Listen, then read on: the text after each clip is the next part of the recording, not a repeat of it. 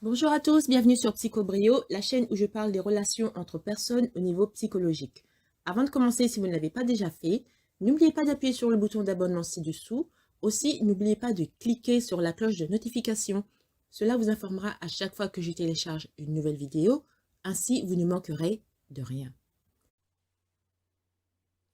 Aujourd'hui, nous allons répondre à la question: que se passe-t-il lorsque vous démasquez un narcissique? On sait que les narcissiques aiment que les choses se passent à leur façon. Par conséquent, si vous vous éloignez de leurs attentes, vous serez probablement confronté à leur colère. Dans bien des cas, ils peuvent être aussi agréables à côtoyer que colériques et brutales. En fin de compte, ils ne se soucient pas de la façon dont leurs mots empoisonnés peuvent affecter la cible de leur irritabilité. Si vous êtes une victime d'un arc, vous savez déjà que c'est un être déraisonnable dans ses attentes. Donc, vous vous demandez peut-être si vous devriez le confronter. Que se passe-t-il lorsque vous décidez à dire à un arc ces 4 vérités? Même si vous envisagez sérieusement de confronter un narcissique au sujet de son comportement malsain, rappelez-vous que le narcissique, lui, s'attend à ce que les choses soient faites à sa façon. Ce sont des gens qui aiment contrôler leur environnement, c'est-à-dire, en l'occurrence, vous et tout le monde autour d'eux. Ils vivent dans un monde imaginaire qu'ils ont créé et ils ne peuvent pas laisser quelqu'un entrer et essayer de changer cette fausse vie dans laquelle ils vivent. Cela les obligerait à faire face aux mensonges qu'ils ont créés et ils sont incapables de le faire parce qu'ils ont une identité instable d'eux-mêmes. C'est-à-dire que ils ont créé un monde où ils sont le centre, où ils sont la personne la plus merveilleuse, la plus magnifique, etc., etc., etc. Et vous, si vous venez dans leur monde et leur dire non, toi tu es aussi imparfait que tout le monde, eh ben, ils vont refuser. Par exemple, c'est souvent le cas des adultes, des enfants adultes, quand ils essayent de parler à leurs parents et de leur dire: écoute, je n'ai pas apprécié la manière dont tu m'as élevé, je n'ai pas apprécié que tu me maltraitais quand j'étais enfant. Si leurs parents sont des narcissiques, ils ne vont pas accepter ce genre de jugement de la part de leurs enfants. Ils ne vont pas accepter d'entendre les plaintes de leurs enfants et de se mettre à la place de leurs enfants. Le narcissique est incapable d'examiner sa personne et de considérer le rôle qu'il joue dans les interactions négatives. Pour ce faire, il faudrait assumer qu'ils ont une responsabilité dans ce qui s'est passé et c'est quelque chose qu'ils ne peuvent pas accepter. Non, ils ne peuvent pas faire ça. Assumer la responsabilité impliquerait qu'ils étaient en faute d'une manière ou d'une autre. Or, dans leur tête, ils sont aussi purs et innocents que le bébé qui est né ce matin. Par conséquent, quoi qu'il se soit passé, ils ne sont pas fautifs. Il y a toujours un coupable, mais ça ne peut pas être eux. C'est de votre faute. C'est à cause du voisin, de la pluie, la bourse, Air France, les mauvais esprits, etc., etc., etc. En gros, c'est de la faute de tout, de n'importe qui, de n'importe quoi, mais pas eux. Dans leur tête, ils ont réussi à se convaincre que ils se sont juste réveillés un matin et le problème était là. Rappelez-vous que dans leur tête, ils ont réussi la gymnastique mentale qui consiste à se convaincre qu'ils sont aussi purs et innocents que le bébé qui est né ce matin. Et cela, peu importe ce qui s'est passé. Ils n'accepteront jamais qu'ils ont tort.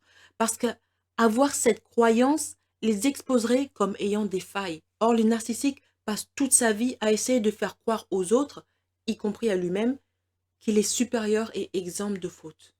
Ainsi, ils doivent vivre dans un monde fantastique, continuel, créé et maintenu par eux-mêmes. Quand ils sentent que les autres commencent à douter d'eux, ils réécrivent le scénario pour satisfaire leur ego. En tant que non narcissique, vous, vous voyez ce qui se passe et vous voulez le dire au narcissique. Vous voulez faire savoir que vous n'êtes pas le problème. Vous voulez qu'il sache que c'est lui qui a un problème, en tout cas qu'il ait une part du problème. Qu'il sache que c'est ce qu'il fait qui contribue au problème dans la relation. Mais devriez-vous confronter un narcissique? Que se passe-t-il lorsque vous le faites? Eh bien, lorsque vous démasquez le narcissique, il commence à se saisir de sa boîte à outils de tactique de punition. C'est-à-dire qu'il peut passer du mode défensif à l'attaque en un clin d'œil. La tactique de punition qu'il choisira sera celle qui, selon lui, fonctionnera le mieux pour une personne spécifique. Dans ce cas-là, c'est-à-dire vous. L'objectif est de vous repousser afin que le narc n'ait pas à s'auto-examiner. C'est une façon de se protéger contre la honte de ne pas avoir été parfait. Si vous interpellez le narcissique à propos de ce qu'il a fait, vous devriez vous attendre à sa rage. Pourquoi? Les narcissiques utilisent la rage pour rejeter le blâme en fermant toute communication ultérieure. Ils ont appris que plus ils sont bruyants, plus vous êtes susceptible de battre en retraite. Après avoir exposé un narcissique, il peut commencer à vous blâmer. Tout ce dont vous vous plaindrez deviendrait de votre faute. Vous en êtes la cause. Oui, il modifie la réalité en leur faveur. C'est ce qu'on appelle le gaslighting. J'ai une vidéo sur le gaslighting, vous pouvez le voir pour en savoir plus. Donc le gaslighting, c'est une technique qui consiste à faire en sorte que vous remettiez en question la réalité. Par exemple, vous l'entendrez dire des choses comme « je n'ai pas dit ça ». T'es sûr que tu as bien entendu? Est-ce que c'est vraiment ce qui s'est passé? Est-ce vrai que... ainsi de suite, ainsi de suite. Des questions qui ont pour but de vous faire douter de la réalité. Dès que vous démasquez le narcissique, il va chercher des moyens de vous faire passer pour un fou. Il niera catégoriquement tout ce que vous dites ou impliquera que vous exagérez, que vous êtes trop sensible.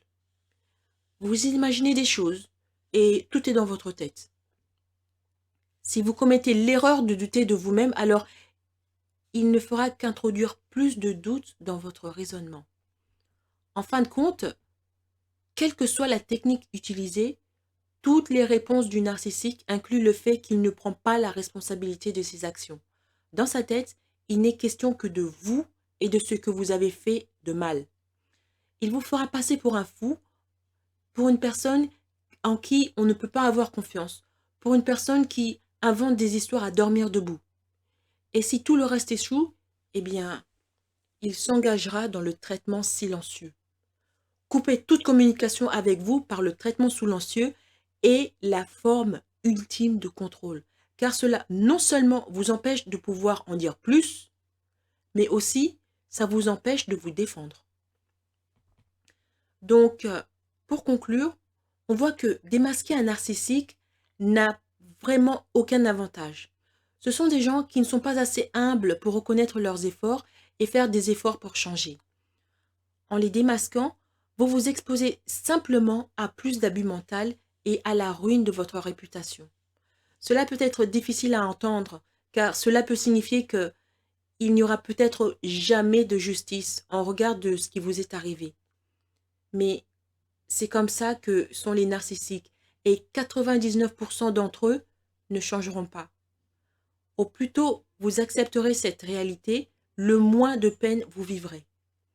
Comment faire la différence entre une personne normale et un narcissique? Un non-narcissique fera des efforts pour être différent, tandis qu'un narcissique consacrera tout son temps et son énergie à vous assurer que vous êtes le problème et à vous empêcher de le démasquer et de le faire confronter à la réalité de son imperfection. Donc, au lieu d'essayer de démasquer un narcissique, essayez de vous concentrer sur vous-même et sur ce dont vous avez besoin pour quitter cette relation toxique. Peut-être qu'il s'agira de couper les liens de toutes les manières possibles. C'est ce qu'on appelle le non-contact. Je ferai une vidéo à l'avenir sur le non-contact. Merci d'avoir écouté cette vidéo. Avant de partir, n'oubliez pas de vous abonner et de partager cette vidéo en ligne. Il y a sûrement quelqu'un que vous connaissez qui a besoin d'en savoir plus sur ce qu'il en est réellement des narcissiques et des problèmes de santé mentale. Si vous aussi, vous voulez me demander de développer un sujet sur les relations psychologiques qui vous intéressent, vous pouvez me contacter par le moyen de mon compte Buy Me a Coffee. Le lien est en bas. Merci et à bientôt.